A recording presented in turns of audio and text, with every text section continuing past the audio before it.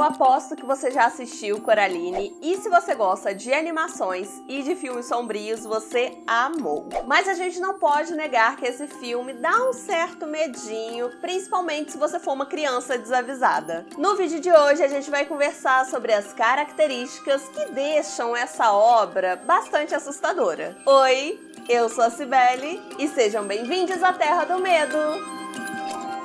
Estamos aqui mais uma terça-feira. Gostaria de aproveitar o início desse vídeo para agradecer os 1000 inscritos. Estamos muito felizes, não é, Vitor? Sim. Muito felizes. Muito obrigada a todo mundo que tá aqui, todo mundo que acompanha. A gente tá muito feliz mesmo. Obrigado.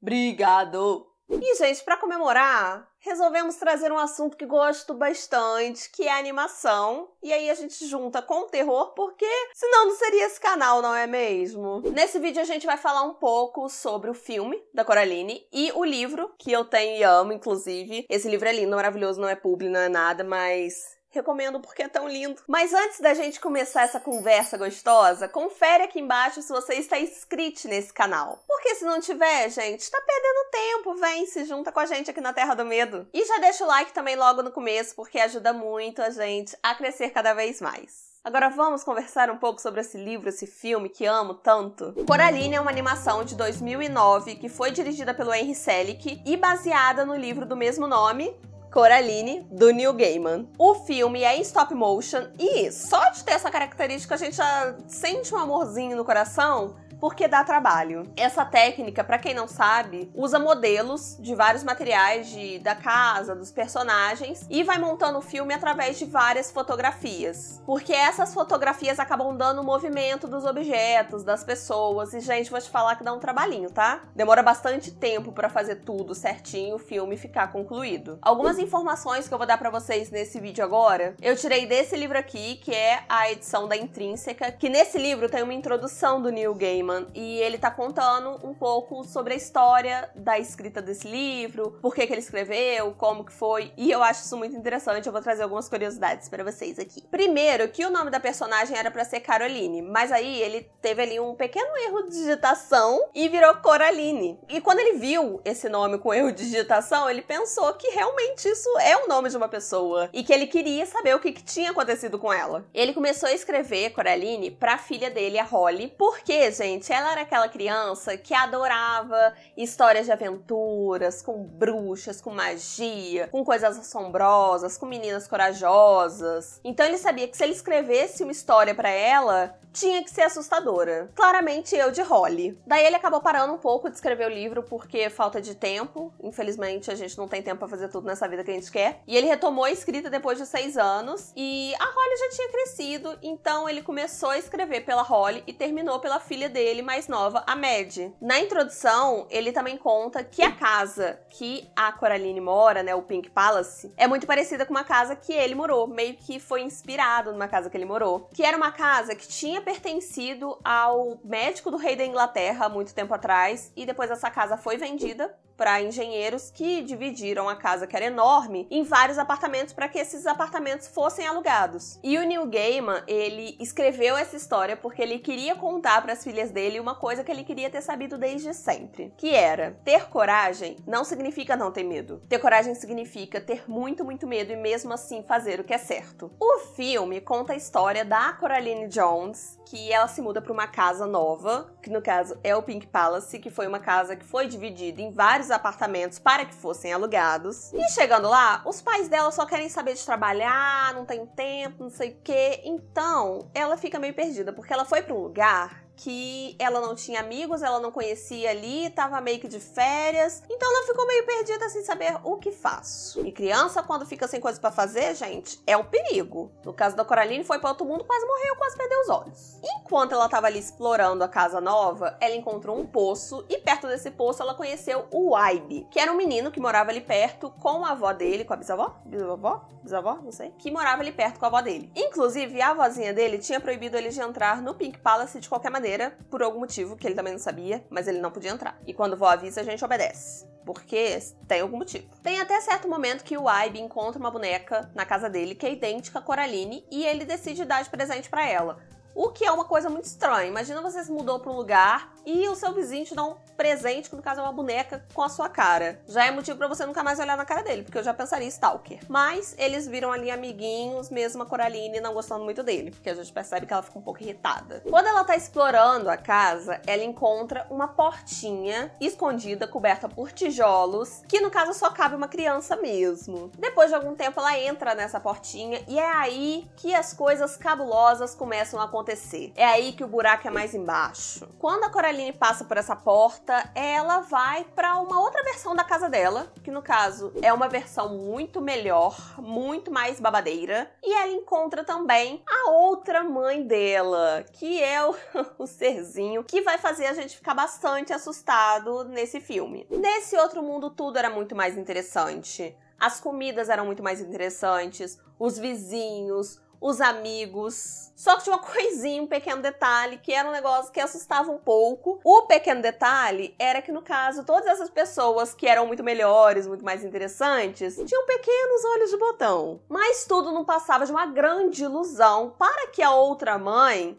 roubasse os olhos e a alma da Coraline. No livro, a gente não tem o Ibe. Ele foi um personagem exclusivamente criado para o filme. Isso porque, no livro, a Coraline ficava muito pensando nas coisas e tal, a gente sabia o que ela estava pensando, mas num filme é mais complicado de fazer isso sem que tenha uma voz de um narrador onipresente narrando tudo. Então, o Ibe era meio que uma forma da Coraline contar o que ela estava pensando nas conversas com ele. Então ele foi um mecanismo bacana ali pra enriquecer a narrativa do filme. Uma outra coisa que é diferente um pouco assim no livro é a relação que a Coraline tem com o pai dela. No livro, essa relação é muito mais profunda, muito mais bonita. Inclusive é o pai dela que passa esse ensinamento que o Neil Gaiman queria passar para as filhas dele através dessa história. Que ser corajoso significa ter medo e mesmo assim fazer o que é certo. Inclusive, gente, agora é o momento que eu vou citar um dos meus youtubers favoritos, que é o Imaginago, que ele tem uma teoria, que na verdade pra mim nem é mais teoria, pra mim é verdade, é isso que acontece mesmo. É que a outra mãe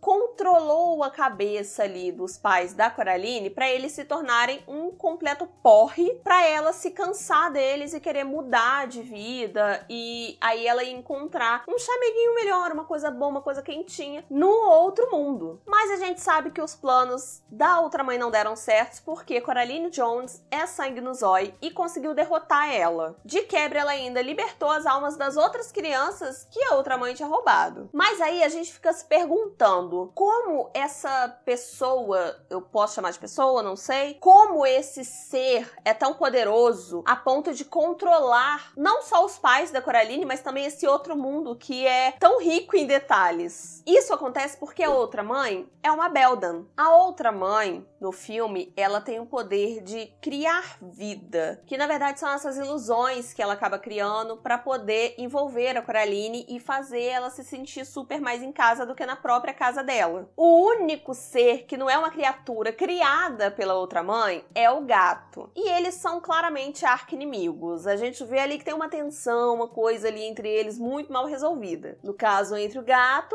e a outra mãe. Eles precisam ali, eles não se dão muito bem. Na verdade, o gato não se dá muito bem com ninguém não, porque ele também não vai muito com a cara da Coraline, mas ok, né? Vida que segue. Além de tudo isso, né, pra completar, fechar ali o pacote, a outra mãe também tem aquela coisa de roubar a alma de criancinhas e defesas. A outra mãe, gente, é um ser muito poderoso, e eu acho que é o ser mais poderoso do filme Coraline, e eu acho que já deu pra perceber aqui que eu tô um pouco tendenciosa a falar que o que dá medo em Coraline é ela. Claro que não é o único elemento que deixa a gente com furebs trancados sem passar nem Wi-Fi, mas ela é meio que a causa para que a gente sinta medo, mesmo que não seja diretamente com ela, mas as coisas que ela cria e as situações que ela acaba colocando a Coraline fazem a gente ficar com o furebs trancado sem passar Wi-Fi. Mas por quê? Que raios ela dá tanto medo? Como é que ela consegue fazer isso tudo? De onde que o Neil Gaiman tirou isso, gente? Acontece que ela não é um fantasma, ela não é um demônio, ela é uma Beldan. Aí eu tô aqui falando, ai, que é uma Beldan. É uma Beldan. E eu não explico, pois vou explicar agora. Que o vídeo já me perguntou aqui, você vai explicar? Porque, pelo amor de Deus, que você tá aqui fala que Beldan e não explica. Vou explicar agora. Beldan é, no caso, Beledan, que no inglês muito antigo significa bruxa. Traduzindo para o português fica bela dama. Mas assim, é uma coisa que não é usada mais, é bem antigo. E a Beldan, ela já foi referenciada em várias lendas por todo mundo. Agora, falando de acordo com o folclore romeno, a Beldan é um espírito ali da floresta que tem uma aparência muito assustadora. Assim, uma coisa que te deixa completamente... A gente pode ver pelo filme, né? Que a forma que a outra mãe fica mais pro final não é uma parada muito aconchegante. Então, é a Beldan. E ela tem, às vezes, a capacidade de se transformar numa mulher muito bonita. E vocês vão entender por que isso acontece. Ela mora numa pequena casinha escondida no centro da floresta e ela tá lá única e exclusivamente para proteger toda a floresta. De qualquer pessoa que entrar para desmatar, para caçar. Porque o ser humano tem essa coisa, né? Parece que o fogo no rabo de destruir floresta é imenso. Então, a Beldan é esse espírito que tá lá para proteger aquele espaço. Só que aí... Por causa desse foguinho no cu do ser humano de destruir a floresta, a Beldan foi ficando com cada vez mais ódio do ser humano. E ela já tava assim, não tava se aguentando. A vontade de matar alguém tava aumentando. Ela, ai, não consigo esperar ninguém entrar na floresta. Ai, tô me coçando, quero matar alguém. Então, para que ela pudesse saciar a sua vontade de destruir a vida de alguém, de matar alguém, ela traía as pessoas para dentro da floresta. Porque, lembrando, ela não consegue sair da floresta. Ela está ali enclausurada daquele espaço. Mas nada impede ela de falar assim, ei, tudo bom? Você chega aqui um instante para poder te matar? Então era isso que ela fazia. Mas acho que não seria muito eficaz essa minha maneira de chamar alguém, né? Falando assim, oi, tudo bom? Então, o que ela fazia? Ela se transformava numa mulher muito bonita, muito jovem, que nem eu falei, que ela pode fazer. E aí ela atraía os homens, para ele falava assim, vem cá! Quando os homens se sentiam atraídos e entravam na floresta, aí, minha filha, ela se transformava no monstro de novo, matava, roubava o coração dele. Em alguns lugares tá que ela rouba a alma. Aí a gente já viu uma conectividade ali. Mas ela rouba isso para continuar vivendo, que isso dá mais vida para ela, porque aí ela consegue se sentir mais jovem, com mais vigor. A partir dessa descrição que eu dei para vocês já conseguem notar ali algumas semelhanças entre a Beldan e a outra mãe. Eu gosto muito de Coraline justamente porque tem todo esse simbolismo por trás, tem várias outras coisas. Inclusive, eu faço faculdade, né? Até hoje, fazendo na luta pra formar. E eu tenho uma professora que ela sempre falava muito pra gente não só ler os textos que os professores passavam pra gente, mas sim entender quem era o autor e qual era o posicionamento dele em outros textos, saber um pouco do autor mesmo pra gente entender mais o texto que a gente estava lendo. E isso se aplica claramente em Coraline, porque o Neil Gaiman não é um escritor de livros infantis. Não, ele escreve sobre mitologia. Então, a gente consegue entender por que Coraline tem tantos simbolismos assim. Porque isso é uma parada que o Neil Gaiman já tá acostumado a escrever. Então, mesmo se ele for escrever para crianças, vai ter uma coisinha, um resquício do que ele tá acostumado a escrever mesmo. E todo esse simbolismo, toda essa mitologia, a Belladama é um belo exemplo disso. Belladama é um belo exemplo. A Belladama é um belo exemplo disso, porque realmente usa essa história pra criar um personagem completamente assustador. Outro exemplo também de mitologia e tal, simbolismos, coisas místicas e etc. Sabe essa pedrinha aqui que vocês estão vendo? Então, essa pedrinha é uma que as senhoritas Forcible e Spink dão pra Coraline. Uma fala que é pra proteger ela e a outra fala que é pra encontrar objetos perdidos. Essa pedra existe de verdade e ela é conhecida como Pedra da Bruxa. Essa é uma pedra que, tá vendo esse furinho no meio dela? Então, não é uma coisa feita por gente, não é uma pessoa, não é uma fábrica que faz essas pedrinhas. Na verdade, essas pedras são encontradas em beira de rio, beira de mar, e o que faz esse furinho no meio dela é o contato da água. É a própria água que faz esse furinho todo bonitinho, certinho. E essa pedra, acreditam de verdade que ela serve para proteção, para boa sorte. Então, é mais um elemento que tem toda essa coisa em volta que é usada no livro, né? Que o Neil Gaiman acaba usando na obra. E é muito importante também a gente falar que o Neil Gaiman esteve presente ali na produção do filme. Ele estava muito por dentro do que estava acontecendo. Tava tudo com o aval dele. Então, foi tudo uma coisa muito combinada ali entre o Henry Selick e o Neil Gaiman. Foi uma coisa bem ali compactual mesmo. Talvez você não conheça o Henry Selick de nome assim, não sei quem é. Mas ele é o diretor de O Estranho Mundo de Jack, não é o Tim Burton, como algumas pessoas pensam, é o Wayne Selick, e ele também já dirigiu James e o Pêssego Gigante. Agora, respondendo a pergunta do título do vídeo, por que Coraline dá medo? Eu acho que é uma junção de várias coisas. Tem a ver com a paleta de cores, com a descrição dos personagens, com a mitologia que tá envolvida, que mesmo que essa mitologia não seja explicada pra gente tintim por tintim do que aconteceu, do que é baseado, a gente meio que pega essas coisas mesmo que elas não estejam sendo explicadas pra gente naquele momento. E acaba influenciando bastante ali nas nossas sensações. E claro, a outra mãe, a Beldan, ela dá bastante medo, mas em cada pessoa eu acho que vai atingir de alguma forma o filme e vai ter um motivo diferente pra gente sentir medo. Enquanto eu tava pesquisando pra fazer esse roteiro, pra pesquisar, pra trazer tudo certinho, eu joguei essa pergunta assim no Google pra ver o que as pessoas falavam, o que elas achavam, e eu achei respostas diversas. Uma das respostas que eu achei, inclusive, que eu achei muito interessante, é que a pessoa falou que esse filme acaba tocando na questão de a gente sempre querer alguma coisa que não tá no nosso alcance. E quando a gente realmente descobre o que essa verdadeira coisa é, já é tarde demais e a gente tem que lidar com esses pepinos. E eu acho que é realmente isso.